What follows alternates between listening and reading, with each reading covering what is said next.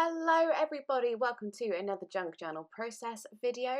This time I am going to start off a page, a really simple one, just sort of swatching some washi tapes that I bought. I know, absolutely shocking that I bought more washi tape, but yeah, they came in this box. It's a set of 5, I think, and they're like gold foil oriental theme with like cranes and blossoms and stuff on, and they're just so pretty and I really like the aesthetic of them.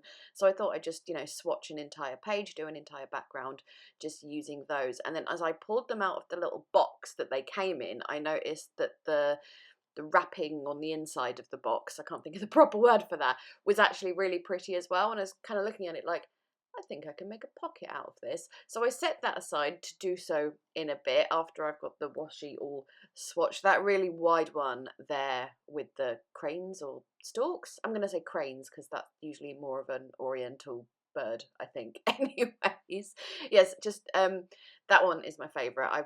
I'm a sucker for wide washi these days. I just love the stuff. I did have to use one of the washies twice just because there was a little bit of white space at the bottom there. So here I am. I'm just going to grab this. This is the packaging from the box, and I didn't like the flap at the top, so I tried to sort of cut in the scalloped edges in the same way. I didn't do it very well, but it's passable. And then when going around the edges edges with Distress Oxide in Forest Moss. I thought that went really nicely with the green in the background, and then I'm just sticking the pocket down like that. Now, you can see me there. I just stuck it down with some double-sided tape. That came off, so I tried some tacky glue. Also added this other strip of Oriental style washi, which I've had for a few months, that red one, but it didn't stay stuck down when I came back to the page. So what I did was use glossy accents. Like, I think because the washi in the background is like the one with the slightly shiny surface, it just, things did not want to stick to it. Anyway, I just wanted to let you know that double-sided tape does not work on that kind of washi. Something very strong is needed. Anyway, I am going to go back to that page at the end of the video and just add something extra to that.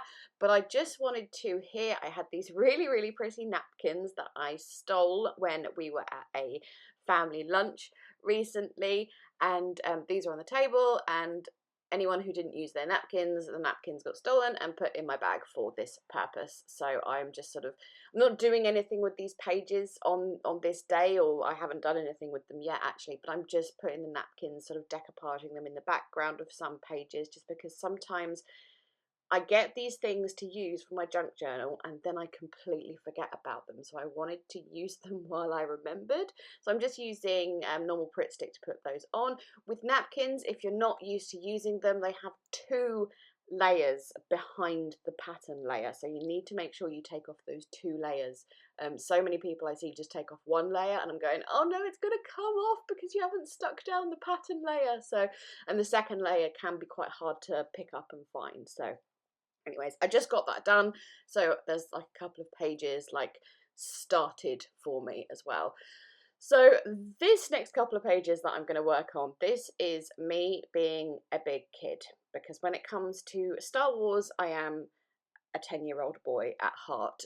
The story behind this is I love fountain pens. I don't really include that sort of stuff on my channel because I don't know if anyone's really interested in it, but it is like my other little hobby in the background.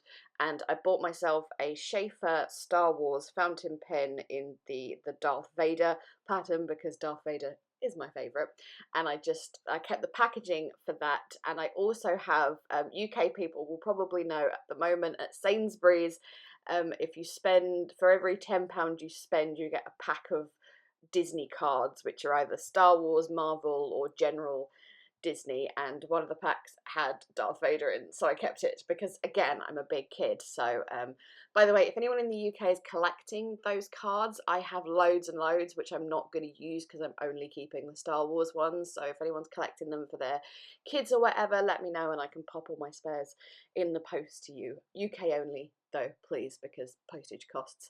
Anyways, I'm just adding some journaling here about the fountain pen and my childish love for Star Wars using said Star Wars fountain pen. I went around the edges of the inside of that just with some black soot Distress Oxide to be a nice contrast against the red ink. And then, oh, what I did as well before I put down that label was just add sort of spacey themed washi to the background, just so, you know, I know Star Wars spacey, it works, doesn't it? And then the one on the far right is red glitter washi because Darth Vader has a red lightsaber, obviously. Then on this other page, I'm just using some scraps of, again, sort of spacey themed papers. I do have a pack of Star Wars stickers, so I'm using those at the moment. Annoyingly, I don't have any Darth Vader stickers because these stickers are, like, they came out for the new trilogy, so it's got Kylo Ren as the bad guy instead of Vader. But anyways, I just use like the ships and the TIE fighters and stuff.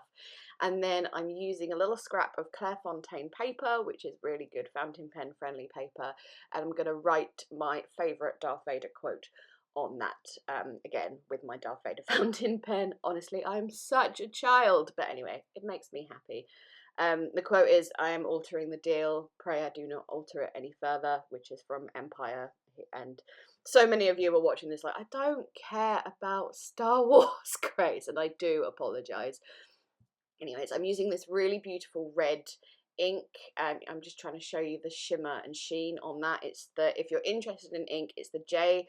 Urban 1670 Rouge Hematite. I don't really like red inks in general, but this one is both shimmery and sheeny, and it's really, really beautiful. So I'm using it for that pen and that pen alone. So let's move on to something else, shall we? Be a little bit more grown up, although it is mermaidy, so I don't know how grown up it really is.